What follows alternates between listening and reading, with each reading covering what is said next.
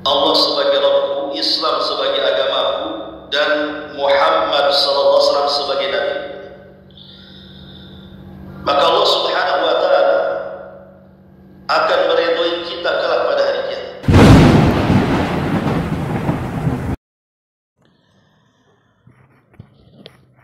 Ma'asyiral muslimat yang dimuliakan Allah Subhanahu wa taala. Kita lanjutkan kajian kita, masih membahas Kitabul Jami', dan kita masuk pada hadis ke-12. Kita baca hadisnya. An Abi Hurairah radhiyallahu anhu qala qala Rasulullah sallallahu alaihi wa ala alihi wasallam,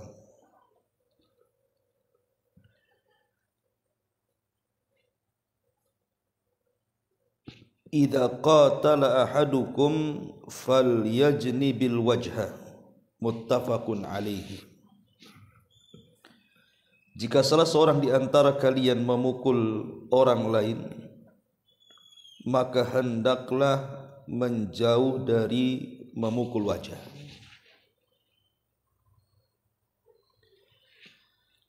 Ma'asyiral muslimat yang dimuliakan Allah Subhanahu wa taala. Dalam hadis ini ada larangan keras ketika seseorang melayangkan pukulan kemudian mendarat di wajah. Kenapa demikian? Karena kita tahu bahwa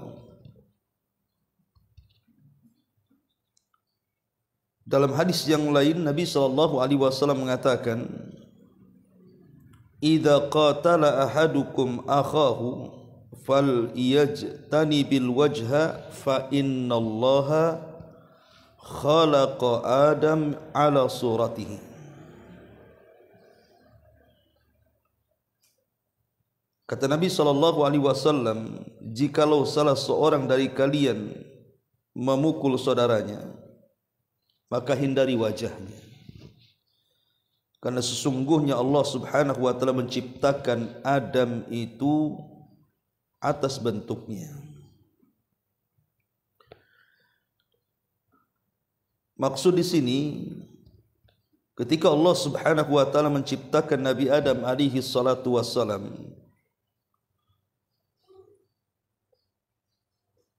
beliau menciptakan Adam itu di sorga. Jadi Allah Subhanahu wa taala menciptakan Adam di sorga dan dimulai dari wajahnya. Begitu juga ketika beliau kemudian diturunkan ke bumi, maka itulah wajah Adam yang Allah Subhanahu wa taala ciptakan di sorga. Ketika seseorang kemudian memukul wajah, berarti dia telah memukul ciptaan Allah Subhanahu wa taala yang paling indah. Artinya, ketika seseorang memukul wajah orang, dia sedang menghina zat yang menciptakannya, Allah Subhanahu wa taala. Makanya Islam itu agama yang menjunjung maslahat. Wajah itu daerah yang sangat-sangat istimewa bagi manusia. Akan berdampak buruk jikalau wajah itu dijelek-jelekan, apalagi sampai kemudian ditampar. Makanya kemudian Islam tidak sebagaimana agama-agama yang lainnya. Lihat kalau kita melihat orang-orang yang ada di barat sana, mereka terbiasa memukul wajah. Tetapi di dalam Islam ada larangan keras, tidak boleh memukul wajah. Apalagi itu berkisar dalam rumah tangga.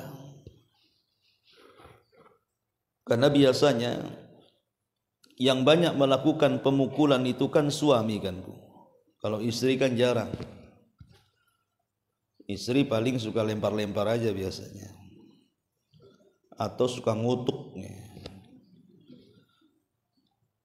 Tetapi kebanyakan yang main tangan itu kan suami. Dan ini berakibat yang sangat-sangat tidak baik. Apa saja dampak buruk daripada ketika seorang suami memukul wajah pasangannya? Pertama, ini menyelisihi firman Allah Subhanahu wa taala, wa'ashiruhunna bil ma'ruf. Hendaklah pergauli istri-istri kalian dengan cara yang baik.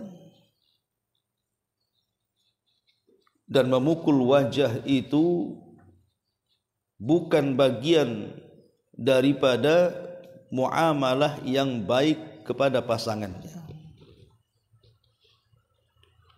Yang kedua, mau tidak mau,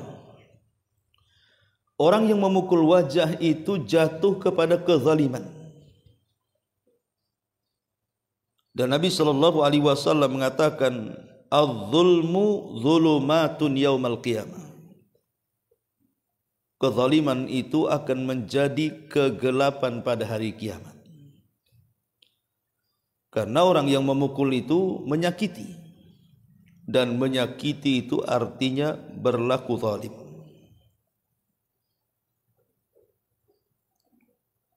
Dan jelas-jelas hukumnya haram. Melakukan kezaliman itu hukumnya haram. Dan keharaman itu dihapus di dalam Islam. Tidak boleh orang berbuat yang diharamkan Allah Subhanahu wa taala. Sebagaimana Allah Subhanahu wa taala berfirman dalam hadis qudsi, ya ibadi inni haramtu zulma ala nafsi wa ja'altuhu muharraman bainakum fala tadhalam. Wahai hamba-hambaku, aku telah haramkan kezaliman. Jadi orang yang berlaku zalim jatuh kepada keharaman. Dan Allah katakan, aku telah haramkan kezaliman atas diriku dan kujadikan haram bagi kalian. Maka jangan saling menzalimi antar kalian. Kemudian juga yang nomor 3, menyelisihi Nabi SAW. Betapa banyak ketika jarang berbekas. Bekas pukulannya itu ada. Minimalnya sakitnya itu ada. Bahkan kalau terlampau kencang, kita tahu bahwa kepala ini tidak sembarang isinya. Di situ ada otak, di situ ada mata, di situ ada gendang telinga, di situ ada gigi, dan lain sebagainya. Salah-salah dia memukul, kena otak, geger otaknya tuh. Salah-salah dia memukul, kena gendang telinga, bisa budak dia. Salah-salah dia memukul, kena mata, bisa saja kemudian dia buta. Atau mungkin salah mukul ke mulut, boleh jadi kemudian gigi pula rontok. Dan begitu seterusnya. Padahal Nabi SAW mengatakan, kalaupun boleh memukul, itu pun bukan wajah. Nabi mengatakan, dharban ghaira mubarri. Pukulan yang tidak berbekas. Ini di luar daripada wajah. Berarti di sini memukul wajah ini juga menyelisihi sunnah Nabi SAW. Kemudian yang keempat, larangan keras sebagaimana hadis yang kita bahas di sini. Tidak boleh memukul wajah. Sebagaimana hadis yang kita bahas ini, jika salah seorang di antara kalian hendak memukul, maka hindari memukul wajah. Karena Adam diciptakan atas bentuknya yang indah. Nabi SAW mengatakan, kata Nabi SAW, la tadribil wajha, jangan kau pukul wajah. wala takbah dan jangan memburuk-burukannya, wala tajhar illa fil baiti dan jangan meninggalkannya kecuali hanya dalam rumahnya. Di sini ada kata-kata wala tadribil wajhah, jangan memukul wajah.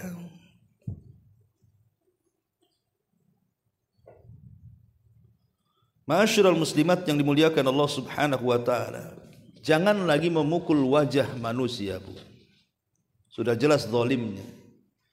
Haram. Tidak boleh dilakukan. Akan banyak menimbulkan perkara negatif.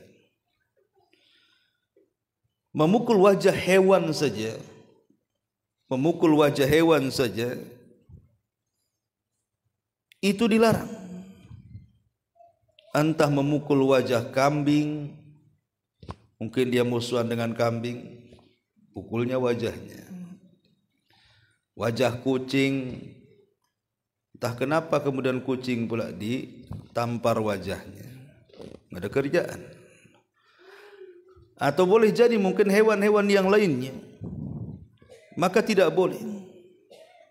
Tidak boleh berdasarkan perkataan Al-Imam An-Nawawi rahimahullahu ta'ala, wa amma dharbu fil wajhi famanhiyun anhu fi kulli hayawan. Adapun memukul wajah maka sangat terlarang dilakukan pada seluruh hewan. Pada seluruh hewan. Seperti keledai dicontohkan, kemudian kuda, kemudian unta, kemudian kambing dan yang semacamnya. Dari perkataan Imam Nawawi rahimahullahu ta'ala ini, kalau saja wajah hewan tidak boleh dipukul, Bu, macam mana pula wajah orang? Lebih mulia mana wajah hewan dengan wajah orang? Tentu wajah manusia jauh lebih mulia dibandingkan wajah hewan. Maka wajah ini memiliki keutamaan. Apalagi yang dipukul itu wajah ibu kan. Sementara wajah wanita ini itu melebihi wajah laki-laki. Karena biasanya wajah wanita itu menghabiskan uang dapur. Ya lipstiknya, ya bedaknya, seluruh kan perhiasan-perhiasannya, harus ada anting-antingnya, macam-macam wajah ini, ngabisin duit. Apalagi kalau dia punya uang, makin lagi oplas dia. Dioplasi plastiknya tuh wajah dia. Supaya apa? Supaya jelek? Tidak, supaya indah. Karena orang itu kan memandang pertama kali dari tubuh perempuan itu pasti wajahnya dulu. Makanya kenapa sebagian para ulama sampai ada yang mengatakan wajibnya menggunakan cadar. Walaupun sebagian yang lain hanya sunnah saja. Karena memang fitnah itu dari wajah. Karena wajah itu adalah sarang fitnah. Dan itulah dari anggota badan dari atas sampai kepala yang paling dijaga oleh seorang wanita. Apabila kemudian ada pukulan melayang di situ, maka itu sama saja dengan melecehkan sesuatu yang sangat berharga bagi seorang wanita. Ma'asyiral muslimat yang dimuliakan Allah Subhanahu wa taala. Adapun Al-Quran yang membolehkan pemukulan,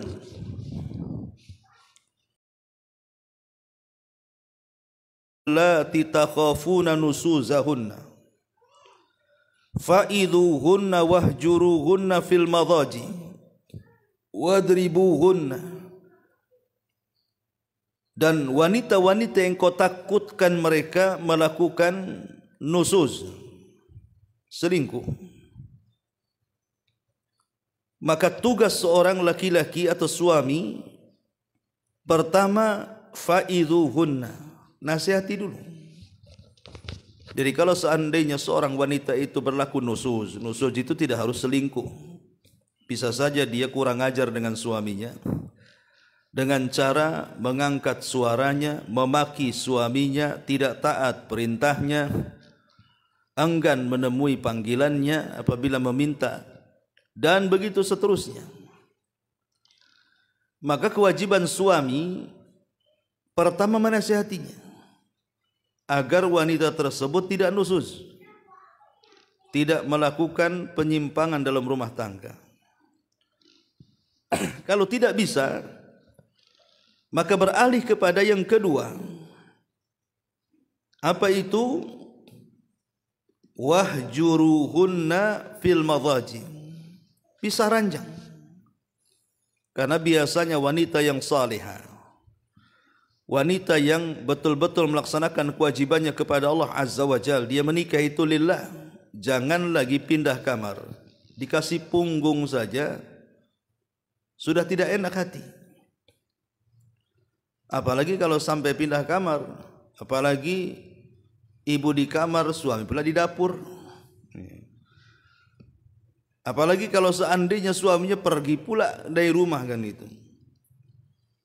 Tapi terkadang istri-istri di zaman sekarang ini itu pula yang disenanginya. Ketika suami pergi, alhamdulillah katanya. Pergi juga laku katanya. Padahal harusnya dia kan sesak dadanya. Jika tidak mau tobat, baru kemudian Allah Subhanahu wa taala membolehkan adanya pemukulan. Jadi itu solusi yang terakhir. Wadribuhunna. Maka silahkan engkau memukul mereka.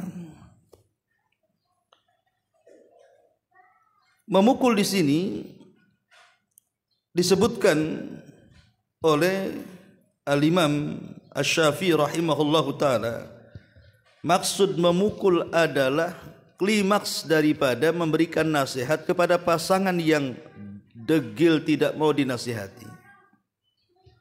Itu pun dengan dua catatan. Catatan yang pertama, hindari wajah.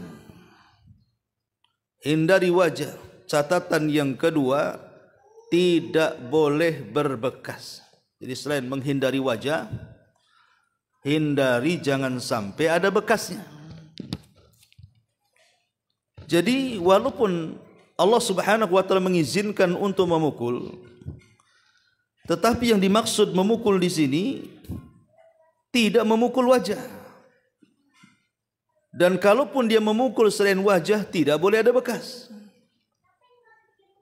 Sampai-sampai para ulama mencontohkan seperti memukul dengan siwak. Dengan siwak gitu ya, pelan-pelan itu kan ibaratnya kan sudah nggak bisa dinasihati. Jangan pula dipukul gagang sapu pula. Jadi itu yang keenam. Yang ketujuh, kalau seorang suami itu suka memukul istrinya, Bu, ini akan menjadi tidak baiknya tarbiyah untuk anak-anak. Apalagi kalau sampai memukulnya itu di depan anak-anak, Bu. Itu ada psikologi sendiri tuh anak-anak tuh. Dikhawatirkan kemudian anak-anak ini akan meniru orang tuanya. Karena orang tuanya suka mukul, dia pun nanti jadi tukang pukul. Karena bagaimanapun orang tua itu memberikan pengaruh kepada tarbiyah, kepada pendidikan anak. Jangan merusak psikologi anak. Nah ini dampak-dampak buruk terjadinya pemukulan di tengah-tengah rumah tangga itu. Karena bisa menjadikan su'ut tarbiyah, buruknya pendidikan bagi anak-anak mereka. Makanya Nabi SAW dikisahkan oleh Aisyah Ummul Mukminin radhiyallahu anha, ma dharaba Rasulullah SAW syai'an qat biyadi wala imra'atan wala khadiman illa an yujahida fi sabilillah wa ma nila minhu syai'un qat fayantakima min sahibihi illa an yantahika syai'un min maharimillah fayantakimu lillahi azza wa jalla. Kata Aisyah radhiyallahu anha, Nabi itu loh tidak pernah memukul sedikit pun. Langsung dengan tangannya. Tidak pula memukul istri-istrinya, bahkan tidak pernah memukul pembantunya. Karena selain daripada yang suka jadi sasaran pukul, selain daripada istri itu biasanya pembantu. Kalau istri yang mukul suami, kalau pembantu biasanya yang mukul istri. Ya kan Bu? Ya, itulah begitu kadang-kadang, waris mewarisi itu. Jadi saya ulangi, biasanya yang suka mukul istri suami, tapi yang suka mukul pembantu itu biasanya majikannya yang wanita, istrinya. Karena memang yang sehari-hari dengan pembantu itu kan istri, karena suami kan cari kerja. Mungkin terkadang pembantunya salah kerja, mungkin pembantunya ketiduran, malas, lupa dan begitu seterusnya. Terkadang kalau majikan itu tidak punya akhlak baik, emosi, terkadang melakukan hal-hal yang menyakiti pembantu. Padahal pembantu itu bukan budak. Harusnya bersyukur ada pembantu. Akhirnya terselesaikan tugas-tugas rumah kan. Coba kalau tidak ada pembantu, nyapu dikerjakan sendiri, ngepel dikerjakan sendiri, nyuci dikerjakan sendiri, semua serba sendiri. Apa enggak kepo orang? Jadi harusnya kan bersyukur lah kan. Seorang majikan punya pembantu, sudah dibantu, itu harusnya bersyukur.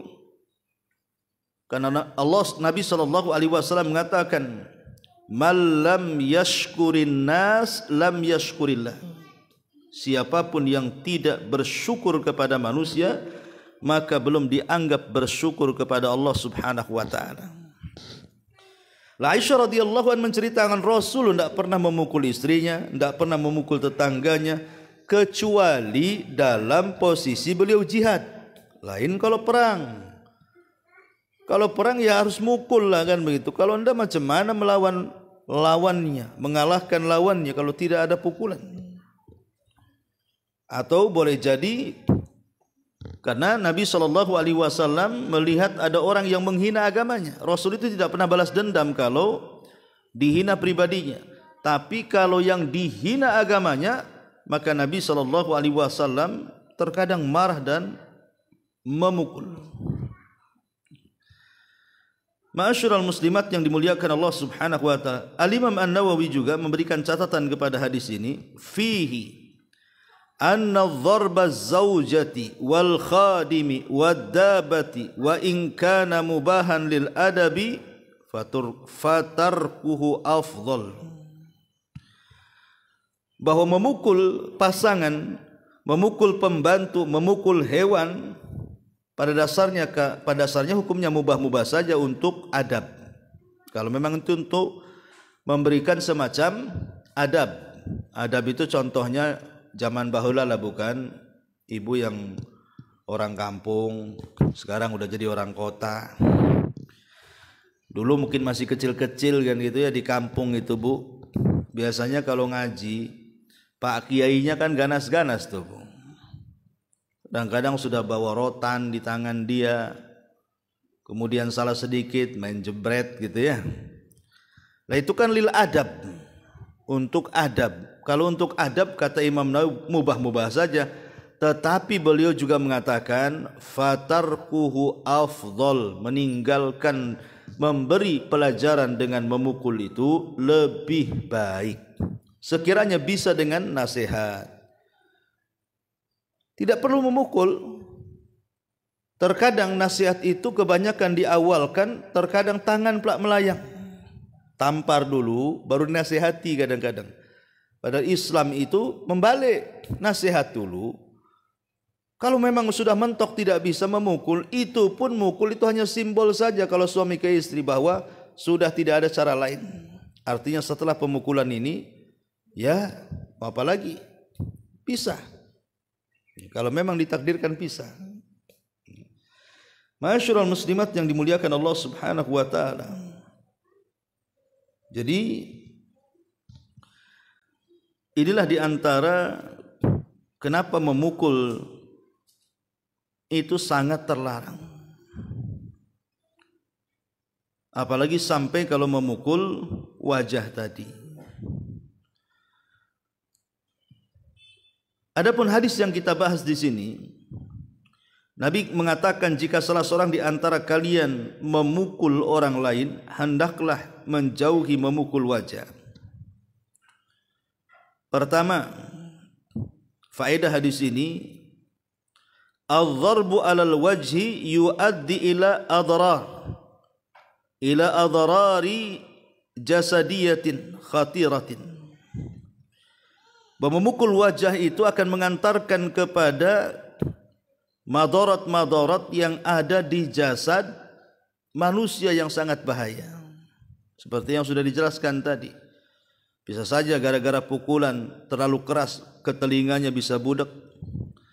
Atau bisa juga mungkin bisa merusak otaknya, gegar otaknya. Bisa mematahkan tulang hidungnya, merontokkan giginya. Bahkan tak jarang pemukulan ini terjadi kematian, Bu. Seperti umpamanya orang yang gara-gara maling ayam gitu ya, dikeroyok, dipukul seorang kampung, terkadang mati di tempat, Bu. Gara-gara mukul dulu mati di tempat. Karena wajah ini ngeri, Bu. Wajah ini ngeri. Saya lihat di YouTube, Bu. Jangankan manusia, saya lihat di YouTube ada anjing. Anjing itu entah anjing gila, entah apa, nyerang orang gitu kan. Kemudian dipukul satu kali itu sama pentungan kepalanya, langsung mati, Bu. Jadi memukul ini bisa juga sampai menyebabkan kematian, apalagi kalau memukulnya itu dengan benda. Dengan tangan kosong saja bisa geger otak tuh. Apalagi sampai kemudian dengan pentungan, dengan kayu, dengan besi, naudzubillah.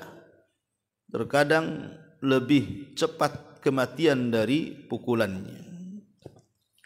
Yang kedua, al-dharbu 'alal wajhi yudammir thiqata tifli bi nafsihi wa yu'athir salban 'ala 'alaqatihi bil akharin. Memukul wajah ini menghancurkan kepercayaan anak terhadap dirinya dan mempengaruhi pengaruh negatif kepada hubungan dia dengan orang lain. Jadi tadi saya sudah katakan di awal, ini berpengaruh kepada anak-anak yang melihatnya. Kemudian juga yang ketiga, al-dharbu 'alal wajhi yu'allimul atfal al-anfa. Bahwa ketika orang tuanya atau ayahnya memukul ibunya di hadapannya, maka ini sama dengan mengajarkan anak-anak untuk menjadi keras. Untuk menjadi keras dan zalim. Kemudian yang keempat, al-dharbu 'alal wajhi lahu atharun khatiratun 'alad dimag wal hijaz al-asabi qad tuaddi lidhuhuri amrad. Memukul wajah ini memiliki pengaruh yang sangat bahaya kepada otak. Bahkan terkadang dari bekas pukulan itu banyak pengaruh-pengaruh dari penyakit-penyakit yang berbahaya. Dan yang terakhir, yajibu istikhdam asalib tarbiyatin badilatin tu'tamadu alal hiwar wat tafahum badalan minadh dharbi. Maka sudah kewajiban seseorang itu daripada memukul, maka berusaha cari cara. Masa kemudian harus dengan cara memukul saja? Maksudnya untuk memberikan pelajaran atau nasihat, apa enggak ada cara lain? Kan bisa dengan cara nasihat baik-baik, dipahamkan kesalahannya. Jadi jangan kemudian itu pula prioritas dalam setiap menyelesaikan masalah. Kayak preman pasar jadinya, sikit-sikit mukul, sikit-sikit mukul. Ya enggak mungkin lah.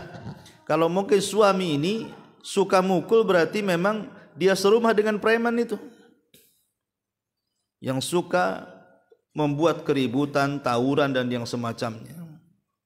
Maka pilihlah cara-cara yang baik di dalam memberikan kepahaman kepada orang, tidak mesti harus memukul.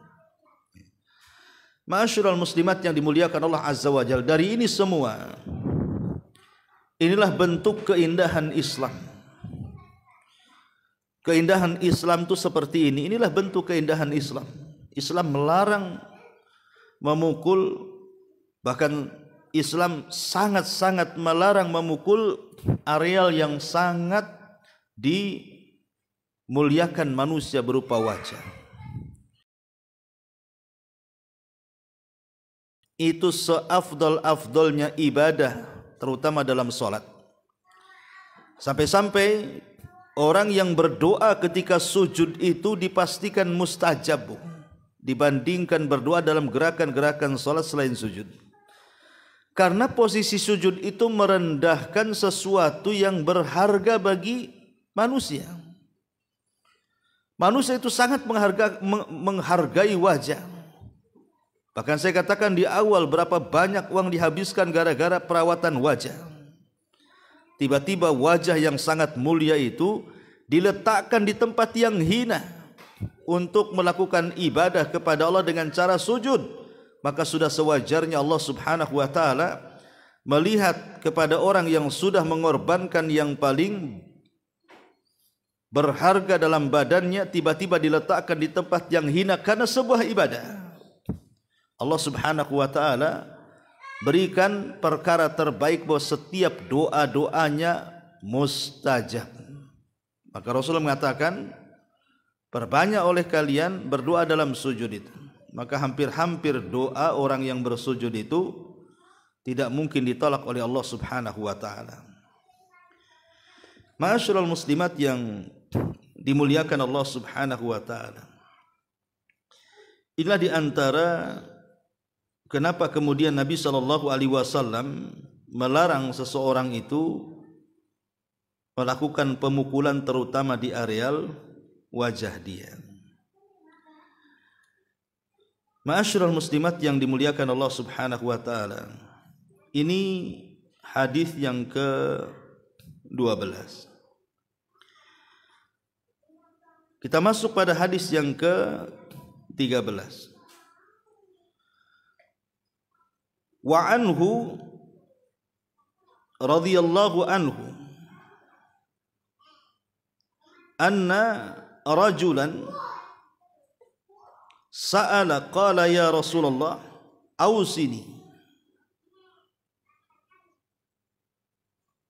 faqala an-nabiy sallallahu alaihi wasallam la taghdab faraddada miraran qala la taghdab rawahul Bukhari. Dari Abu Hurairah radhiyallahu anhu bahwa seseorang laki-laki diutus oleh kaumnya untuk meminta wasiat kepada Rasul supaya bermanfaat untuk mereka. Ketika utusan itu sampai kepada Rasul, utusan ini mengatakan, wahai Rasul, berikan wasiat kepadaku agar wasiat ini kusampaikan kepada orang-orang yang mengutusku. Maka Rasul mengatakan, jangan marah, itulah wasiatku. Laki-laki itu mengulang-ulang permintaannya, faraddada miraran. Maksudnya mengulang-ulang permintaannya, wasiatkan lagi ya Rasul. Selain itu, Rasul mengatakan, la taghdab, jangan marah. Diulang lagi Rasul yang lain, kata Rasul, la taghdab, jangan marah. Hanya itulah wasiat Rasul kepada orang ini. Jangan marah, jangan marah. Kenapa kemudian Nabi SAW memerintahkan para sahabat ini untuk tidak mudah marah-marah? Karena dampak marah-marah ini kan luar biasa, Bu. Dampaknya itu luar biasa. Orang yang suka melampiaskan emosinya, suka marah, dampak buruknya itu banyak sekali. Di antara dampak buruknya, kalau orang sudah marah ini, Bu, terkadang dia tidak bisa mengkontrol ucapan, Bu. Orang yang lagi marah itu semana ngontrol ucapan. Bahkan terkadang diucapkannya pun tak sadar. kira-kira apa yang diucapkan? Nanti udah reda marahnya, tadi ngomong apa saya katanya. Jadi orang marah ini dia tidak bisa mengkontrol ucapannya. Terkadang dikeluarkannya itu ucapan-ucapan cacian, makian, hinaan, bahkan bahasa-bahasa binatang, mulai dari binatang besar seperti gajah sampai kecil seperti kutu gitu ya. Jadi semuanya kemudian keluar, Bu. Itu kalau orang marah itu kan gimana orang marah ya? Orang marah itu seperti itu, dia kotor mulutnya. Makanya kemudian Nabi SAW sampai mengatakan, wa innal abda la yatakallamu bil kalimati la yulki laha balan yahwi sahibuha fi nari jahannam ab'ad ma bainal masyriqi wal maghrib. Terkadang seorang hamba mengucapkan kalimat tanpa disadari kalimat itu membuat murka Allah. Lihat bagaimana bahasa Rasul, tanpa disadari dia mengeluarkan sesuatu yang menjadikan Allah murka. Dan orang ini juga digambarkan Rasul mengucapkan satu kalimat, bukan berkalimat-kalimat. Sementara orang marah itu tidak mungkin satu kalimat keluar, Bu. Pasti berkalimat-kalimat. Kadang-kadang 1 jam dia lebih gila daripada orang gila, Bu. Orang gila kan ngomong sendiri, Bu. Kadang ada berhentinya. Ini orang marah gak akan berhenti, Bu. Ngomong aja terus. Jadi kata Nabi SAW, orang ini cukup dimasukkan ke dalam jahanam, yang jahanam itu lebih jauh dibandingkan jarak antara barat dan timur. Ini dari segi ucapan. Belum lagi orang marah itu kalau dia ngaca, dia sendiri tak mau nengok. Kan kayak setan orang marah itu. Merah, melotot, urat kenceng kan gitu. Jantung bergolak. Yang dimarahi belum mati, dia udah mati duluan tuh. Kena jantung. Jadi kalau orang emosi ini kan bisa menimbulkan banyak penyakit tuh. Karena marah ini kan datangnya tuh dari setan, Bu. Kadang-kadang setan yang ngasih was-was. Yang ngompori di belakang itu kan setan. Dibuatnya orang kemudian mengucapkan kalimat kotor. Terkadang ya tadi kepada bab yang di awal, terkadang dibuatnya tangan melayang. Akhirnya memukul. Terkadang pisau pula melayang, akhirnya membunuh. Jadi dampak marah ini kemana-mana. Kawan jadi lawan, keluarga jadi pecah belah. Terkadang juga kezaliman, pembunuhan, orang yang tidak bersalah menjadi korban, itu akibat emosi. Jadi emosi ini mengantarkan kepada perkara-perkara yang tidak baik, perkara-perkara yang negatif. Lalu apa yang bisa meredakan marah? Jadi kalau kita lagi emosi, apa kira-kira yang bisa meredakan marah itu? Pertama, kita harus paham bahwa orang yang menyembunyikan amarah dalam hatinya, maka itu bagian daripada ciri-ciri orang-orang yang beriman kepada Allah Subhanahu wa taala. Khudil afwa wa'mur bil ma'ruf wa'arid anil jahilin. Termasuk ciri orang yang beriman adalah khudil afwa. Ambillah kemaafan kepada orang dan sembunyikanlah al-ghaid. Ghaid itu artinya ya tadi emosi, marah, tapi dia sembunyikan. Dia tahu orang itu kurang ajar, tapi dia tidak mau menampakkan. Yang kedua, isti'adzah billah. Kita berlindung kepada Allah Subhanahu wa taala. Dari apa? Dari syaitan. Karena saya katakan tadi bahwa penyebab marah ini terkadang datang dari syaitan. Kemudian yang ketiga, ubah posisi, Bu. Kalau ibu lagi berdiri marah, cobalah duduk. Posisinya ganti dari berdiri ke duduk. Kalau duduk masih marah, coba baring. Kalau baring masih marah, Bu, beli CTM. biar tidur. Ya. Jadi ganti posisi, karena Al-Imam Ibnul Qayyim rahimahullahu ta'ala mengatakan tentang masalah ini, kata beliau bahwa seseorang ketika marah salah satu solusinya adalah dengan merubah posisi. Kemudian yang keempat, sabar. Melatih sabar. Melatih untuk tidak mengucapkan kata-kata kotor, sabar walaupun ibu lagi marah, tetap tenang. Tapi biasanya orang yang marah itu mana mungkin tenang. Pasti dia akan tidak tenang kan gitu. Namanya orang lagi marah. Tetapi begitulah solusi di antara yang diajarkan para ulama tentang hal-hal yang bisa membantu ketika marah. Termasuk juga berwudu. Berwudu, karena wudu itu adalah dari air, dan kita tahu bahwa marah itu dari setan, dan setan itu tercipta dari air, dan air itu bisa dipadamkan dengan api.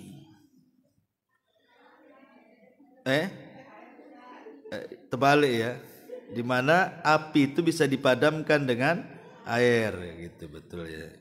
Kecuali air yang direbus bu ya, makin habis tuh sama api itu. Afwan ya, ini sabkul lisan, kesalahan. Mungkin karena lagi ngantuk sedikit. Jadi intinya bahwa wudu ini solusi. Berwudu ini adalah solusi. Kalau tidak juga bisa berwudu, kok masih marah kan gitu ya.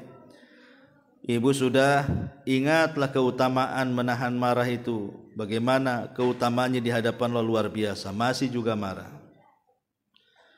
Kemudian ta'awud, masih juga marah. Ganti posisi, makin marah. Berwudu agak reda tapi masih marah. Salat, ibu salat, karena salat itu sesuatu yang tidak disukai setan. Habis salat masih ada juga marahnya, tidur aja lah bu. Memang pemarah kan ya.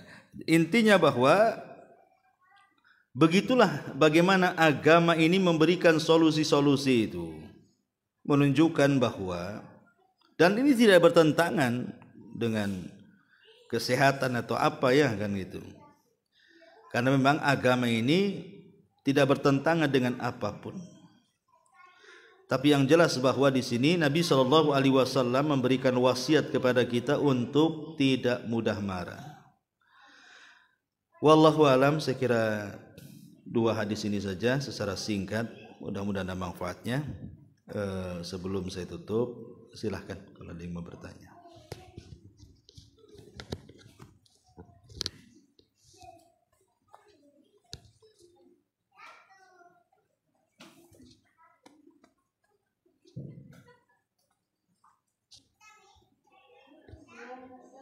Iya, silahkan. Sampai mana keterlibatan peran seorang ayah itu dalam mendidik anak-anak? Mengingat di Indonesia saat ini peran ayah itu sangat mungkin yang anak-anak itu sampai kayak nemenin anak buah jangan terus berpikir sampai mana masih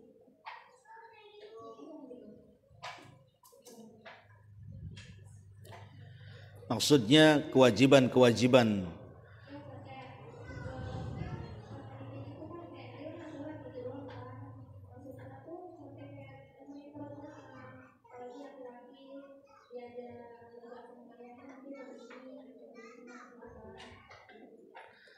Iya.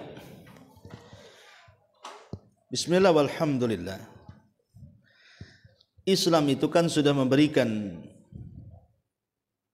kewajiban-kewajiban kepada suami istri, kepada orang tua dan anak, supaya dengan kewajiban-kewajiban ini, di mana istri punya kewajiban sendiri, suami punya kewajiban sendiri, orang tua punya kewajiban sendiri, Begitu juga anak kepada orang tua punya kewajiban sendiri, dijelaskan hukum-hukumnya secara detail. Itu kan gunanya untuk mendapatkan kebahagiaan dalam keluarga. Adapun kewajiban seorang ayah kepada anaknya, ia paling pertama dan paling utama adalah memberikan contoh terbaik lah, Bu. Al-Qudwah Al-Hasanah. Baik dalam ucapannya ataupun perbuatannya. Contoh umpamanya, mungkin zaman dulu belum ada handphone kan gitu ya. Orang masih nengok TV. Kadang-kadang anak-anak itu nongkrong aja di TV sampai jam 9 malam. Atau sampai jam 10 malam. Ya sama orang tuanya nontonnya. Kemudian kata orang tuanya, udah matikan TV-nya. Tidur kau katanya. Akhirnya tidur. Orang tuanya duduk di kursi lagi, disetel pula TV-nya, dilanjutin pula. Lah anaknya ngintip. Lah orang tua ini melarang saya nonton TV, kenapa pula dia nonton? Kan gitu Bu ya. Jadinya kan dia akan jadi hujah tuh. Kalau memang dia melarang nonton, jangan nonton. Kalau memang dia melarang main handphone, jangan kemudian setelah anaknya tidur dia pula main handphone. Ini enggak ada suri toladan namanya. Wajar anak-anaknya ngikuti lah kan gitu. Karena anak ini kan terlahir fitrah Bu, bisa dirubah apa saja sama orang tuanya. Maka jadilah orang tua terbaik. Yang kedua, kewajiban ayah ini, kita fokus kepada ayah ya, karena pertanyaannya kepada ayah. Mengajari ibadah Bu.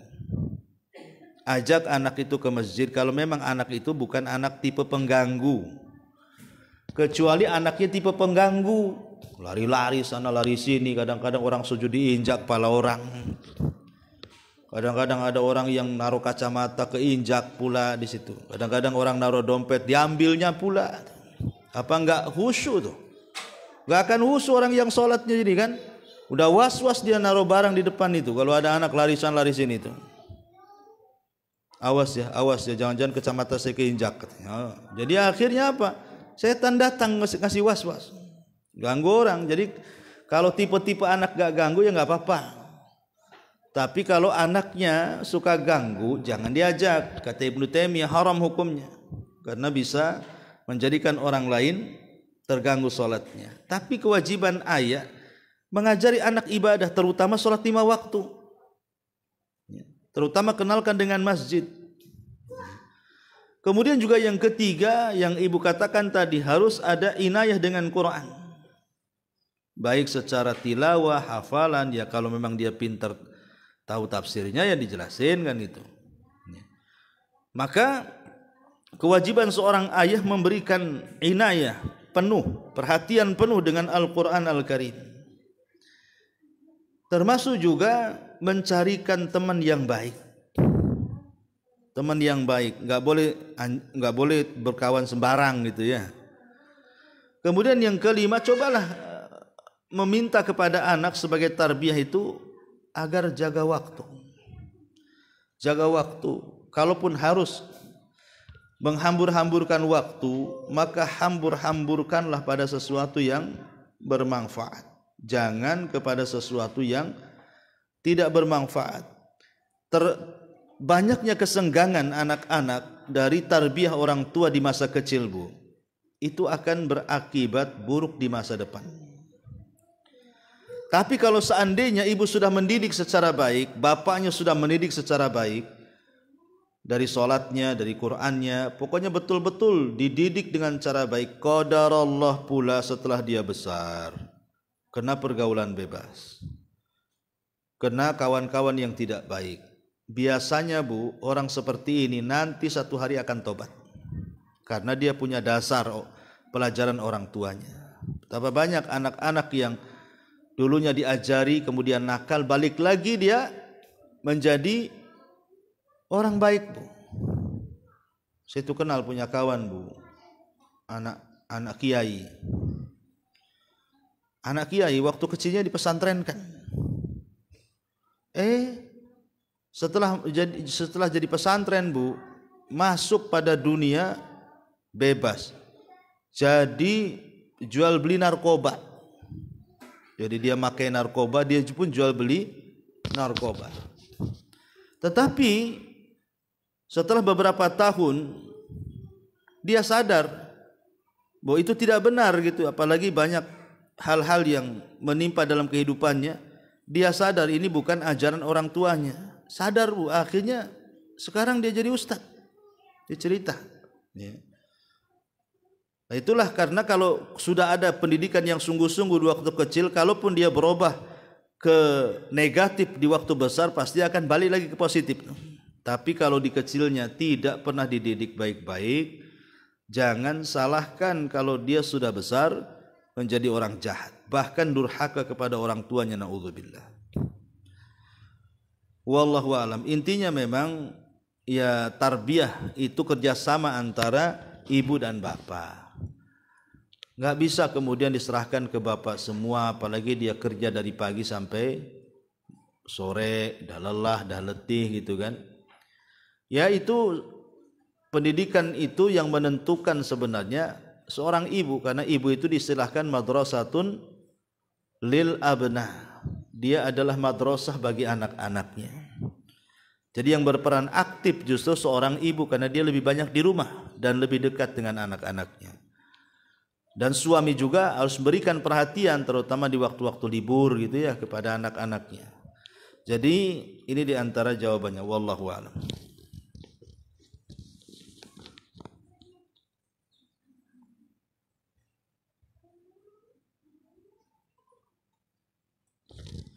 Baik, sampai di sini saya kira cukup. Subhanaka wa bihamdika asyhadu an la ilaha illa anta astaghfiruka wa atubu ilaik. Allahu ta'ala alam.